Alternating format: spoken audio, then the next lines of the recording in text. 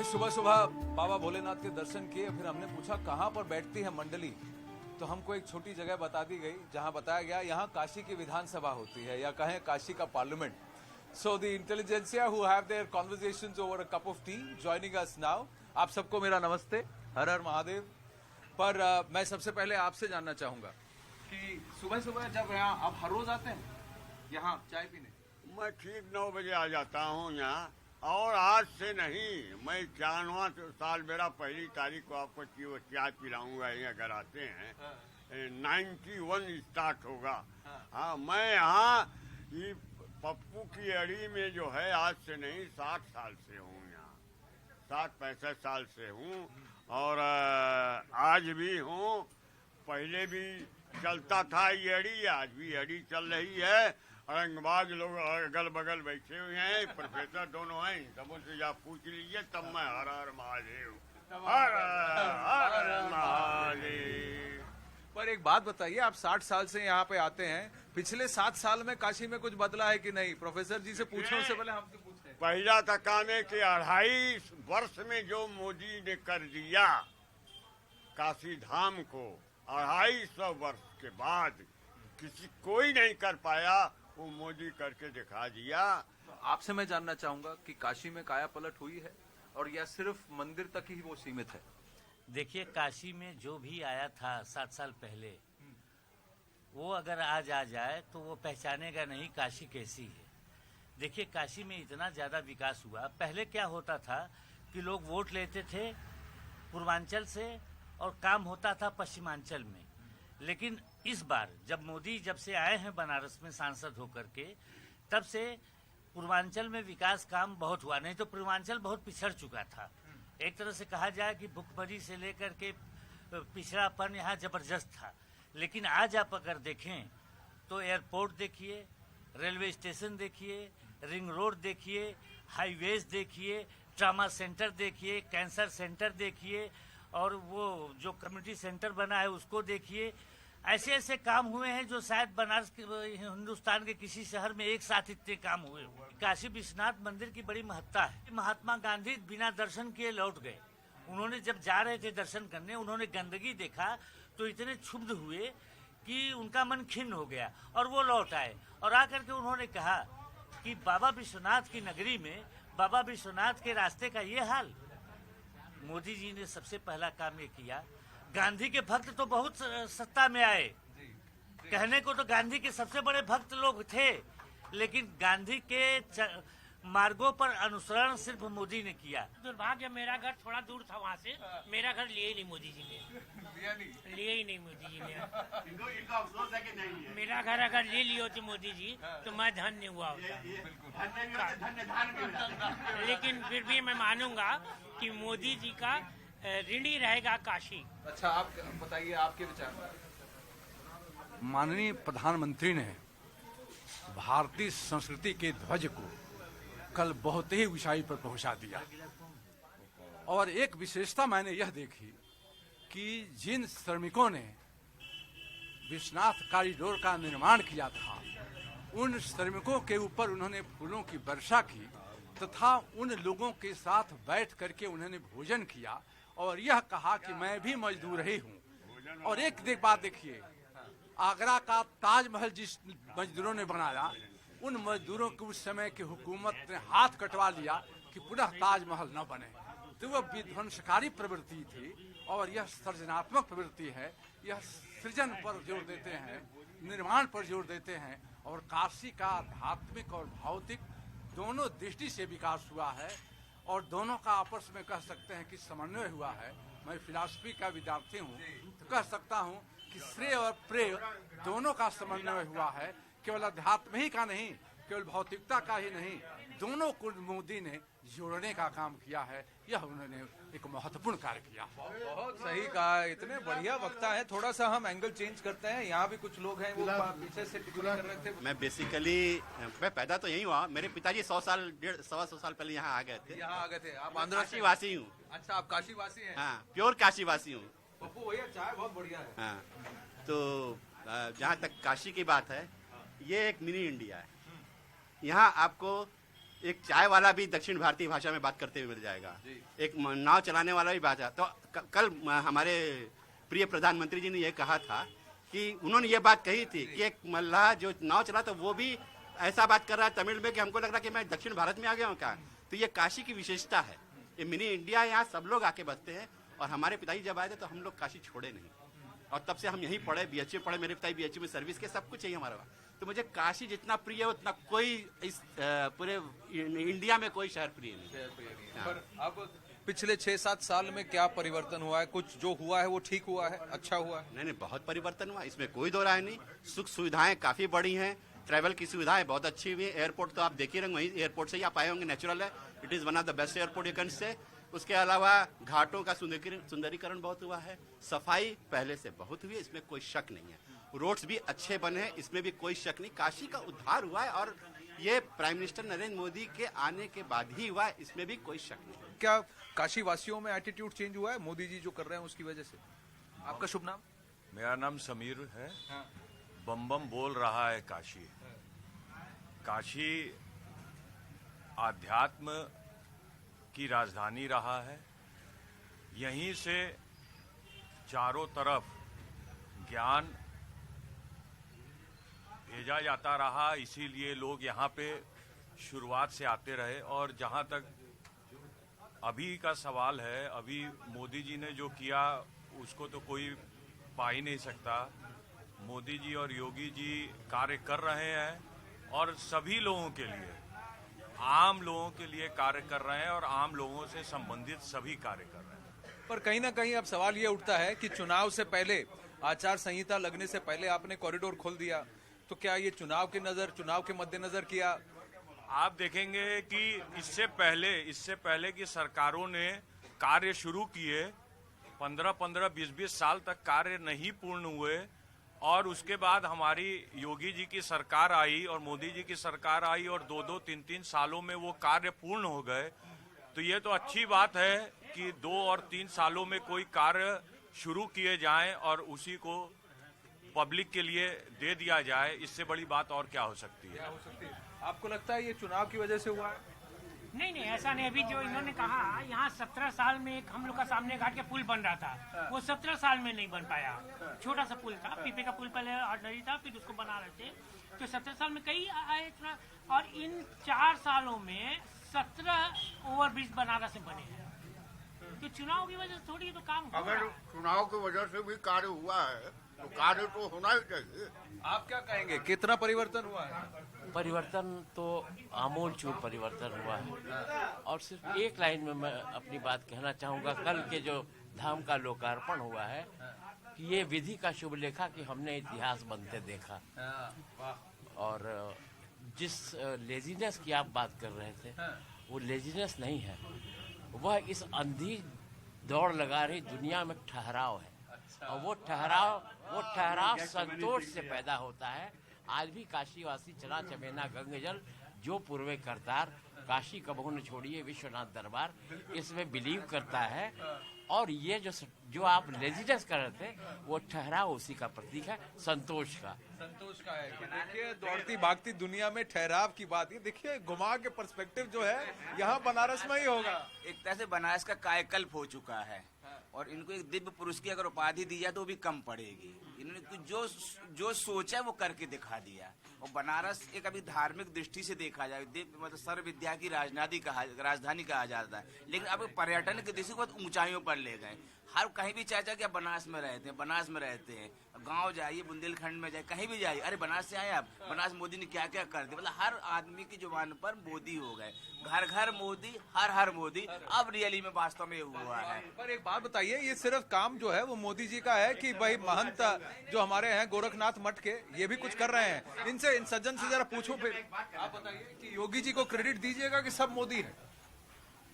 नहीं, किसी एक को मतलब मोदी को नहीं, मतलब सबको हम कहेंगे, सबका योगदान है। केंद्र सरकार का, राज्य सरकार का, मोदी जी का, मतलब योगी जी का, सबने अपना 100% दिया है। जो वो सबसे अच्छा कर सकते थे उन्होंने काशी के लिए किया है, जो आज तक नहीं हुआ है। ये फैक्ट है और इसको सबको स्वीकार करना चाहिए। और कल रात को 1 बजे वहाँ बनारस का रेलवे स्टेशन देखने गए थे मोदी जी, ये पता है? देखिए हमारे पीएम और हमारे पीएम और हमारे सीएम का जवाब नहीं, और हम भाग्यशाली हैं कि इस दौर में हम हैं। आप रात में 1 बजे मोदी जी पहुंचे तो वो छोड़िए, जितने कार्य बनारस में हुए योगी जी हमेशा रात में 10 बजे के बाद ही आते ताकि हम जनता को कोई कष्ट न हो, सामान्य जनता को। और मैं दावे के साथ कह सकता हूं, आप तो पत्रकार हैं, आप इसको इतिहास में निकालेंगे, शायद ही किसी पीएम ने अपने संसदीय क्षेत्र में इतने दौरे किए हों जितने मोदी जी ने किए। ये आंकड़े बिल्कुल सही हैं कि आज तक किसी ने नहीं किए हैं, और जितना अपडेट वो लेते हैं उतना किसी एमपी ने भी नहीं किया। कोरोना होने के बाद भी योगी जी 1 हफ्ते क्वारंटाइन रहे, उसके बाद निकल के हर जिले में दौरा किए। मतलब पॉपुलैरिटी ग्राफ में देखेंगे तो इंडिया में नंबर 1 पर है मोदी जी। अनाउंस करते हैं योगी मोदी जी वहां से, दिल्ली से कोई भी योजना, और नेक्स्ट डे यूपी में लागू होता है। योगी जी तुरंत उसको अनाउंस कर देते हैं कि हमारे यहाँ लागू। तो और चाहे वो वैक्सीनेशन का प्रोग्राम रहा हो, चाहे कोरोना में लोगों की देखभाल का प्रोग्राम रहा हो, योगी हमेशा नंबर 1 पर रहे हैं। और योगी जैसा कर्मठ, देखिए वो हैं सन्यासी, उनसे उम्मीद नहीं थी कि इस तरह की पॉलिटिक्स भी वो कर लेंगे सफलतापूर्वक, क्योंकि उम्मीद नहीं की जाती थी। लेकिन योगी ने जिस तरह से पॉलिटिक्स किया यूपी में और जिस तरह से जनहित का काम किया, वह लाजवाब है। वह कोई भी मुख्यमंत्री नहीं कर पाया इंडिया का। आप किसी भी मुख्यमंत्री की तरफ देखिए, योगी की तरफ देखिए, ये उसी तरह हुआ जैसे जब मोदी मुख्यमंत्री थे गुजरात के, तो नंबर 1 पर गुजरात चल रहा था। वो यूपी जो हिंदुस्तान के नक्शे पर कहीं खोया हुआ था, उस यूपी को ले आके नंबर 1 पर, 2 पर, 3 पर लाने वाले योगी ही हैं। पर एक अब विपक्ष की तरफ से शुरू हुआ है। कल राहुल गांधी ने भी ये कहा कि कांग्रेस जो है वो हिंदू के लिए काम करेगी, बीजेपी जो है वो हिंदुत्व की पार्टी है, हिंदुत्व के लिए काम करेगी। तो हिंदू और हिंदुत्व को अलग अलग जोड़ के बताया जा रहा है। अब आप हमें बुद्धिजीवी बताइए कि क्या सही है क्या गलत। मैं 1 मिनट, इस शब्द को जो आपने कहा है मेरे समझ में नहीं आता था। मैंने अपने प्रोफेसर से पूछा तो इन्होंने कहा मैं रात को सोच करके बताऊंगा। आप इनसे बताइए। ऐसा है कि हम लोग लड़कों की पढ़ाते थे कि गो माने गाय, कि गो का लक्षण क्या है, तो गो का लक्षण गोत्व है, जिसमें गोत्व हो वह गो है। उसी तरह हिंदू का लक्षण हिंदुत्व है। हिंदू वह है जिसके अंदर हिंदुत्व है। यह जानना चाहिए राहुल गांधी को, जानते ही नहीं है क्योंकि पढ़े ही नहीं है। इसलिए हिंदुत्व अलग नहीं है। हिंदुत्व के बिना हिंदू का कोई अर्थ ही नहीं रह जाता है। जहाँ जहाँ हिंदू है वहाँ वहाँ हिंदुत्व है, जहाँ जहाँ हिंदुत्व है वहाँ वहाँ हिंदू है। क्या बात है, एक तो ताली हो जाए। प्रोफेसर साहब, आप यहाँ बैठ के चाय की चुस्की क्या ले रहे हैं? आपको तो आगे होना चाहिए। प्रोफेसर साहब है सर। पर ये हिंदू और हिंदुत्व के बारे में आप कुछ कह रहे हैं। बहुत ही अजीब तरह का मतलब ये वक्तव्य है। शायद जिसने भी इस स्क्रिप्ट को कल लिखा तो हमेशा वो गलत स्क्रिप्ट पढ़ जाते हैं, समझ नहीं पाते क्या बोल रहे हैं। कल मैंने काफी प्रयास किया कि आखिर ये क्या कह रहे हैं। हिंदुत्व, मैं हिंदू हूँ अच्छी बात है, लेकिन जो दिक्कत उनको है वो हिंदुत्ववादियों से है। तो इसका क्या मतलब हुआ, आप खुद इसका मतलब समझिए। इंसान, जैसे इंसान होना अच्छी बात है, लेकिन उसके अंदर इंसानियत नहीं होनी चाहिए। इंसानियत जो है बुरी चीज है और इंसान अच्छा चीज है। ये क्या कह रहे हैं, मतलब क्या कहूँ आप इसको। एक बात बताइए, मैं आपसे एक और विषय में, क्योंकि आप सब हैं तो मैं आपसे जानना चाहूंगा। एक बात हुई है, कॉन्वर्सेशन में आया है, अब यूपी में कानून हुआ है, असम में हुआ है, कर्नाटक में भी कानून होगा, और मुद्दे की बात है इसीलिए मैं आपसे पूछ रहा हूँ। लव जिहाद पर कानून की बात हुई। अब क्या ये लव जिहाद एग्जिस्टिंग है एज अ कॉन्सेप्ट? क्योंकि कई लोग इसके टर्मिनोलॉजी पे आप उस पर विवाद होता है कि इसको आप लव जिहाद मत कहिए। पर मैं आपसे कहूंगा कि बहला फुसला कर लोगों को कन्वर्ट कर लेना, और फिर गैर मुस्लिम लड़कियों को, ये लड़के जो फंसाते हैं फेसबुक पर अपना नाम बदल कर चेहरे, अब ये सारे किस्से निकल के तो आते हैं, फिर कहा जाता है कि ये सब मिथ्या है, ग्राउंड पे ऐसा कुछ नहीं है, ये सब बीजेपी की तरफ से हवा दी जा रही है, पॉलिटिक्स किया जा रहा है। तो मैं आपसे जानना चाहता हूँ, ये रियलिटी है कि नहीं है? देखिए, इसमें सच्चाई पूरी है। ऐसा है, कुछ मुसलमान लड़के जो पैसे वाले घरों के हैं वो जो है अपना नाम बदल करके, भेष बदल करके विश्वविद्यालयों में, स्कूलों में, कॉलेजों की तरफ मंडराते रहते हैं और वो लड़कियों को अपना पैसा का लालच दे करके साथ में घुमाना, उनके ऊपर पैसा खर्च करना, ये सब करते हैं और धीरे धीरे उनको बहका करके ये ले जाते हैं। ये सत्यता है और ये हम लोगों ने आंख से देखा, इस तरह घटनाएं हुई हैं। और जो हुआ क्या है कि ये बातें कब उभर के सामने आती हैं, जब वो उनसे निकाह कर लेते हैं और जब उनकी उपेक्षा होने लगती है और लड़कियां जब प्रताड़ित होती हैं या बगावत करती हैं, तब ये बातें समाज में आती हैं उभर के कि ये ऐसा ऐसा हो गया, अन्यथा चीजें दबी की दबी रह जाती हैं। देखिए, मैं मानता हूँ कि ये एक अंतर्राष्ट्रीय साजिश है, मेरा जो अपना मानना है, और इसको धीरे धीरे हवा दी गई। पहले ये था कि इतना मुखर नहीं था, अभिव्यक्ति माध्यम इतने मुखर नहीं थे। आज चूंकि अभिव्यक्ति के माध्यम मुखर हो चुके हैं, इसलिए ये चीजें सामने आ रही हैं। और अपने बनारस में ही ऐसे कई उदाहरण हैं कि सुनियोजित ढंग से लोगों को जो है वो खासतौर से लड़कियों को वो धर्मांतरण कराया जा रहा है। ऐसा है कि गांधी जी ने हिंद स्वराज में लिखा है कि नैतिक विकास होना चाहिए। यह नैतिक विकास की जो है आवश्यकता है और नैतिक विकास न होने के कारण ही ये समस्याएं आ रही हैं। ये दोनों तरफ से समस्याएं आ रही हैं, लड़के और लड़की दोनों की तरफ समस्याएं आ रही हैं। इसलिए नैतिक विकास की जरूरत है और जब नैतिक विकास हो जाएगा तो क्या अच्छा है क्या बुरा है, यह विवेक जो है हमारे अंदर आ जाएगा। और ये नैतिक विकास की बात जो है वो हमारे स्क्रिप्चर्स में लिखी गई है। तो अगर हमारी संस्कृति का पाठ हम पढ़ाएं और या फिर जिस किताब को हमने पूजा के लिए रख दिया, पढ़ना छोड़ दिया, जैसे भगवत गीता है, उसको पढ़ना शुरू कर दे, तो ये नैतिक विकास जो है अपने आप समाज में हो जाएगा। बिल्कुल बिल्कुल।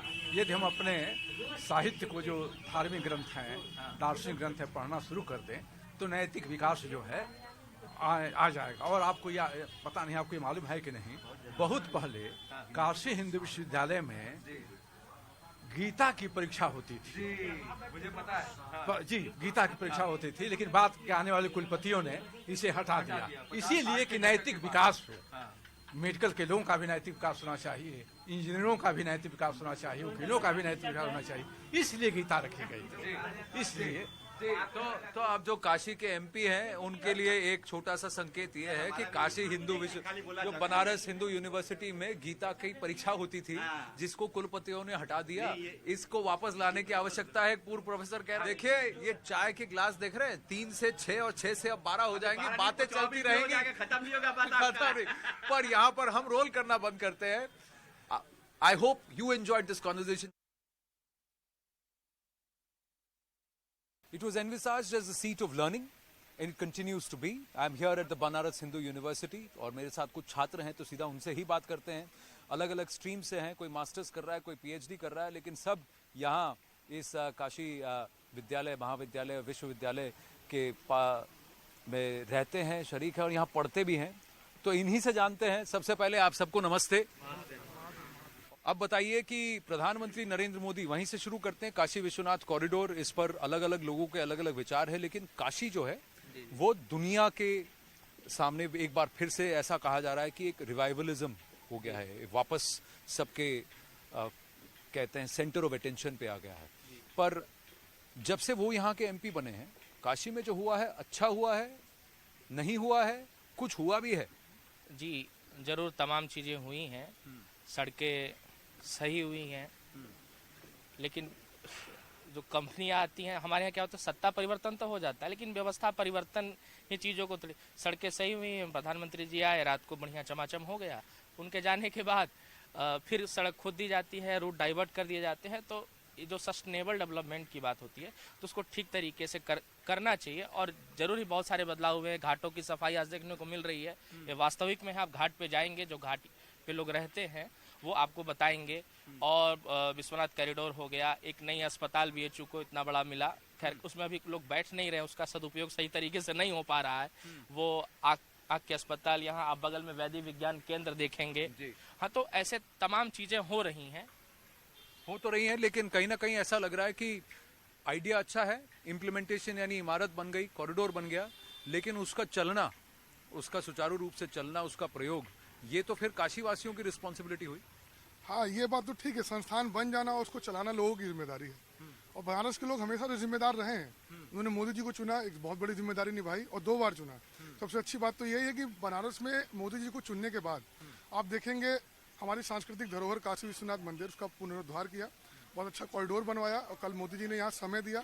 उसके बाद हम देखेंगे सड़कों की व्यवस्था बहुत अच्छी हो गई है। पहले बनारस में तार आपको ऊपर दिखते थे, अभी देखेंगे आप मेक इन इंडिया के तहत बहुत सारे नई नई लाइटिंग लगाई गई है बनारस में। तो कल्चर के साथ एक मॉडर्न खूबसूरती बनारस को दिखने लग गई है। शायद क्योटो के रास्ते पे धीरे धीरे बनारस आगे बढ़ रहा है, वक्त लगेगा लेकिन हम आगे जाएंगे ऐसे धीरे धीरे। लेकिन कई लोग ये भी सोचेंगे कि ये सब दिखावा है, इट्स नॉट इनफ, और इसकी वजह से कई लोग होंगे जो कि इस पर एग्री ना करें, डिसएग्री करें। कोई चीजें हैं जो आपको लगता है ठीक नहीं हुई या और बेहतर हो सकती? कई सारी चीजें हैं। अगर मोदी जी के काम को देखना है यहाँ पे, तो 6-7 साल पहले जो स्थिति थी बनारस की उसको देखें और आज देखें तो काफी कुछ बदलाव दिखाई देता है। लेकिन क्या है कि यंग जनरेशन है, उसके एस्पिरेशन अलग अलग होते हैं। जैसे ही कुछ अच्छा होता है हमारे विचार में, हमारे दिमाग में कुछ आता है कुछ और अच्छा होना चाहिए। पहले से तो अच्छा हुआ है लेकिन जो ह्यूमन बॉडी हमेशा इवॉल्व करती रहती है, तो कुछ ना कुछ बढ़िया के ध्येय में रहता है और हमें बाकी उम्मीदें भी कि और बढ़िया अच्छे से होगा। यहाँ पर अगर बीएचयू की बात करें तो बीएचयू में सब कुछ सही हो रहा है? नहीं, बीएचयू में सब कुछ सही नहीं हो रहा है, खास करके एजुकेशनल इंस्टीट्यूशन में। एजुकेशनल इंस्टीट्यूशन में तो मैं गारंटी के साथ कह सकता हूँ ये सरकार ने कुछ नहीं किया। आप बता रहे हैं this is the site of learning, एक लर्निंग साइट पे आप मंदिर की बात कर रहे हैं, इट्स नॉट मतलब tolerable at all. Educational value secular value होता है, हमें सेकुलर के वैल्यूज के साथ बात करनी है।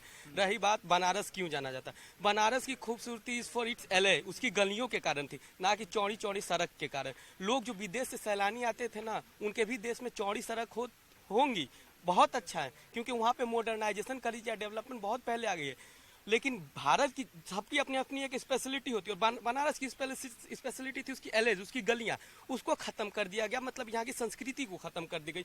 और जो कॉरिडोर और जो मंदिर बनाने की बात हो रही है, तो मंदिर बनाया नहीं गया, मंदिर हजारों साल पहले था। उसमें किसी खास वर्ग के, किसी खास कॉरपोरेट को फंड दे के उसको बिल्डिंग इंफ्रास्ट्रक्चर डेवलप किया, मंदिर नहीं बनाए गए, ना धर्म बनाए गए। और ऐसा यदि लोगों का मानना है कि रिवाइवल हुआ है, तो रिवाइवल शंकराचार्य के समय से हो रहा है। मोदी एक पॉलिटिकल लीडर है, ना वो आइडियोलॉजी है और ना वो हिंदुइज्म के कोई गॉड है या गॉड फादर है। तो ऐसा हमें उन्हें देखना कि उन्होंने जो काम किया वो डेवलपमेंट के लिए किया, एकदम नहीं। उन्होंने एक खास स्पेसिफिक क्लास के लिए वो डेवलपमेंट का काम किया, और छात्रों के लिए तो मोदी जी ने कुछ नहीं किया है। जिन गलियों की ये बात कर रहे थे, आज सुबह मैं कुछ सीनियर से बात कर रहा था, वो कह रहे थे कि मदन मोहन मालवीय और महात्मा गांधी जैसे लोग यहाँ कर गंदगी को देखने की वजह से बाबा विश्वनाथ के दर्शन किए बिना वापस लौट गए। छोटा सा प्रसंग है, 1916 में जब महात्मा गांधी यहाँ बोलने के लिए आए, तो वो बोलने चले तो राजा महाराजा अपने हार पहने हुए बैठे हुए थे। तो गांधी जी का पहला ही कटाक्ष था कि इतनी गंदगी है यहाँ पर, इतनी सड़ांध है यहाँ पर, आपको शर्म नहीं आती है कि आप हिंदू धर्म के इतने बड़े उपदेशक बने बैठे हैं, कोई विदेशी आता होगा तो क्या देखता होगा। संस्कृति क्या है बताइए आप, मैं आपसे पूछता हूँ। गलियों में संस्कृति है, मॉडर्नाइजेशन क्या है, what is modernisation? The notion of modernisation is very old in Indian scriptures, just go and read it. Modernisation में रैशनल थिंकिंग, ह्यूमनिज्म आता है। अब ये बनारस वासियों के ऊपर है कि वो कितनी रैशनैलिटी लाते हैं। केवल बनारस ही नहीं, पूरे भारत के ऊपर है। ना आपके पास ह्यूमनिज्म है, ना आपके पास रैशनल थिंकिंग है, तो काहे की मॉडर्नाइजेशन? शर्ट और टाई लगाना मॉडर्नाइजेशन नहीं होता, ये चीज समझना पड़ेगा। अब ये जो डिस्कोर्स है, और आप लोग पॉलिटिकली भी अवेयर हैं, कहीं ना कहीं लोगों का ये कहना है कि इस कॉरिडोर को जल्दबाजी में इसलिए फिनिश कर दिया गया ताकि आचार संहिता लगने से पहले इसको लॉन्च कर दिया जाए। चुनाव पर इसका असर होगा। 2019 में नॉमिनेशन फाइल करने से पहले चुनाव के उन्होंने कॉरिडोर की बात की। 2022 में उत्तर प्रदेश के चुनाव से पहले कॉरिडोर समाप्त हुआ। दूसरी तरफ का आर्गुमेंट यह है कि देखिए कॉरिडोर हुआ तो सही, किसी ने किया तो सही, बनाया तो सही, और 40 पुराने प्राचीन मंदिर थे जो लुप्त हो गए थे, जो अब सामने निकल के आ गए हैं, अब उनको बचाया जाएगा। लोगों का है कि वो जो वहां पर जो एस्टेब्लिशमेंट्स थे वो चले गए। अब अलग अलग आर्गुमेंट्स हैं, पर लार्जली आपको क्या लगता है? सर ऐसा तो कुछ नहीं, मोदी जी ने तो पहले ही कॉरिडोर शुरू कर दिया था। उस टाइम अखिलेश का सरकार था, उनका तो ये था नहीं कि बीजेपी यहाँ यूपी में है इसलिए हम कॉरिडोर बनाएंगे। उनकी तो नियति थी कि हमको महादेव की सेवा करना है, काशी में सेवा करना है, तो वो तो पहले ही स्टार्ट कर दिए थे। वो चुनाव का कोई स्टैंड नहीं था। जो टाइम लगा वो ये लकली अच्छा है कि चुनाव से पहले ही तैयार हो गया है। तो ऐसा है, तो आपको लगता है कि यदि काम के नाम पे वोट मांगना गलत है, तो फिर कोई जो भी सरकारें हैं वही देती, हम ये चीजें बनाई। तो यदि हमने अच्छा काम किया, ऐसा काम किया, तो इस पे नाम, इस काम के नाम पे वोट मांगने में कौन सा बुराई है? कौन सा बुराई है? पॉलिटिकल पार्टी चुनाव एक पॉलिटिकल पार्टी, राजनीतिक दल का एक प्रमुख उद्देश्य होता है चुनाव जीतना और अपने राजनीतिक विचारधारा को फैलाना। अगर ये एक अच्छा काम हो रहा है तो उस अच्छे काम का क्रेडिट क्यों न लिया जाए आचार संहिता से पहले करके। ये एक पंथ दो काज हो गया, एक अच्छा काम भी हो गया, उसका मुझे फायदा भी मिल गया। तो एक बहुत चतुराई का काम है, हर एक राजनीतिक दल को ऐसा सीखना चाहिए और हर एक नकारात्मक चीजों से बचना चाहिए, सकारात्मक चीजें लगानी चाहिए। और एक और चीज, गलियां चौड़ी नहीं हुई हैं, जो सड़कें गलियां हो गई थी वो वापस सड़कें हो गई हैं और गलियां अभी भी गलियां ही हैं। कचौड़ी गली हो, चाहे मणिकर्णिका के बगल वाली गली हो, चाहे मैदाकिन के सामने वाली गली हो, सब गलियां वही हैं अभी भी। आप जाइए फूल खरीदने तो गली ही मिलेगा। लेकिन ये जो नहीं होता डेवलपमेंट, दवाई, पढ़ाई और कमाई, एजुकेशन चल ही रहा है भाई। एजुकेशन ये ना आपने, अरे वो तो चल ही रहा है। दो चीज सुनिए ना, आप यूपी में बता दें, योगी जी के आने के बाद हर जिले में मेडिकल कॉलेज की जो नींव रखी है योगी जी ने, वो 4 सालों में दिख रहा है। बाकी 70 साल में कितने आप हॉस्पिटल बना दिए, कितने कॉलेज बना दिए, कई सारे आईटी बने, आईएएम बने। और यहाँ बता दूं, मोदी जी के आने के बाद जिस विश्वविद्यालय में आप खड़े हैं ना, 8 महीने से धक्का मार कुलपति के सहारे इस विश्वविद्यालय को चलाया गया।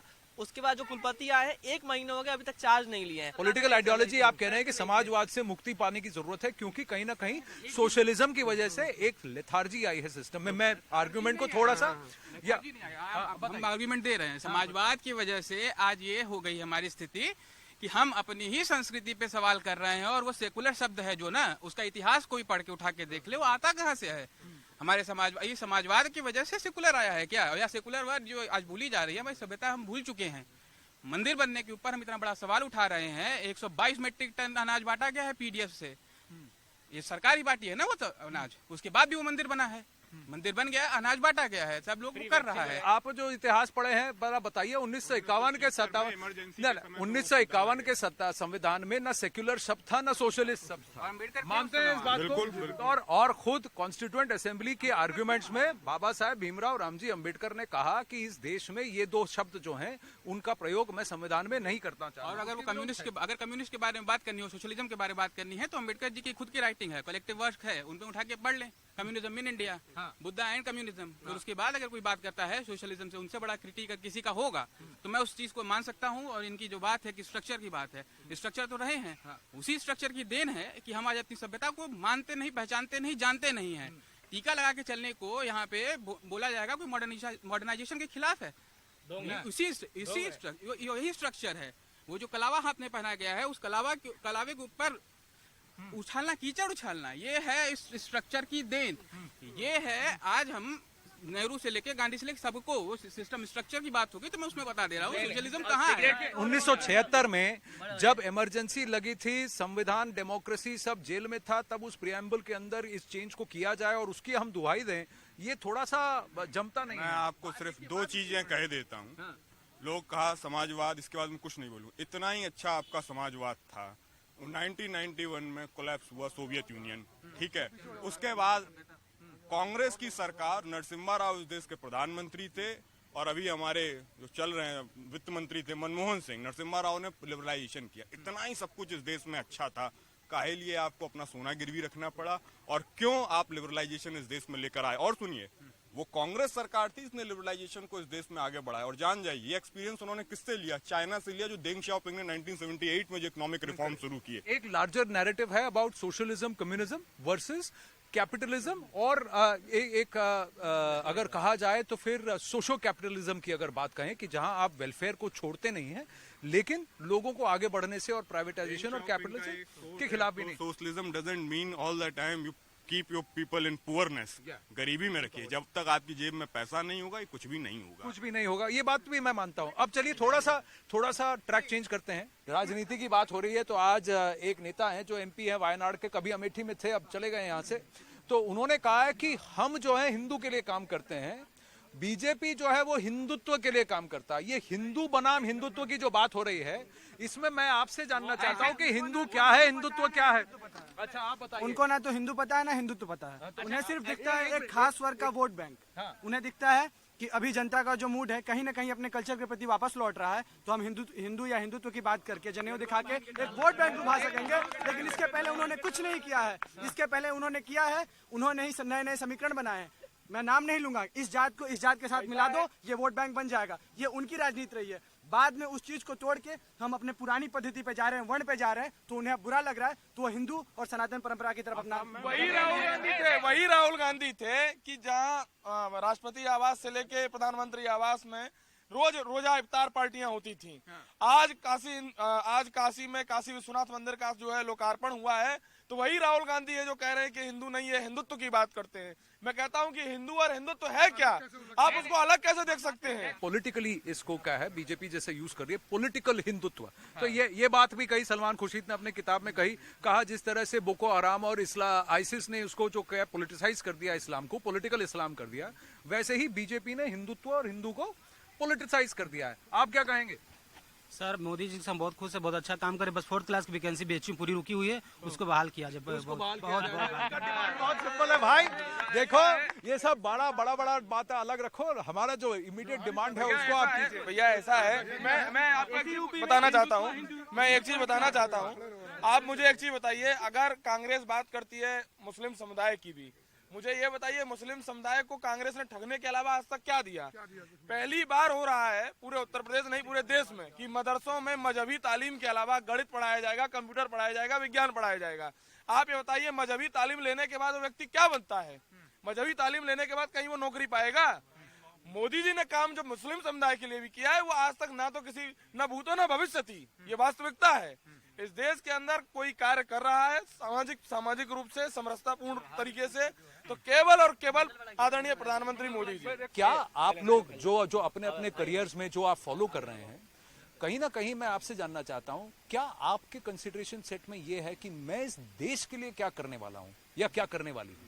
कहीं आपके मन में है सुधार, वेलफेयर, जो भी आप बने आगे, बट क्या ये आपकी प्रायोरिटी में आता है? पहला नंबर तो मतलब कुछ टर्म्स यूज हुए लाइक हिंदुत्व, हिंदुइज्म, ये इंटेलेक्चुअल स्पेयर के टर्म है, ये आप कॉमन एरेना में ले जाएगा तो वो आउट ऑफ थिंकिंग है। क्योंकि मुझे हिंदुइज्म समझने के लिए वाई आई एम हिंदू और फिर से अभिजीत पाठक सर का जो कि जेएनयू के प्रोफेसर, उनका लगभग 3-4 आर्टिकल पढ़ा, तब हमें समझ में आया कि what is Hindutva and what is Hinduism. तो ये बहुत ही कॉम्प्लेक्स टर्म है। हिंदुत्व आप देखिए, ये टर्म बहुत ही माइन्यूटली पॉलिटिकल एरेना में फिट किया गया, और ये हिंदुत्व जो ये रेडिकल आइडियोलॉजी है, पॉलिटिकल आइडियोलॉजी। हाँ, और हिंदुइज्म जो है, let me finish first, it's not इसके मतलब हिंदुत्व पहले था ही नहीं, बस बीजेपी लेके आई है, तब हम हिंदू हैं। कौन चुनावी है कौन नहीं वो देखा जाएगा। देखिए माहौल बहुत गर्म हो रहा है, लेकिन हमारे पास वक्त खत्म हो रहा है, तो इसीलिए मैं आप सबका आभार मानता हूँ। देश के लिए कुछ कीजिएगा, भले ही किसी को वोट दीजिए मत दीजिएगा, देश के लिए बहुत बहुत धन्यवाद।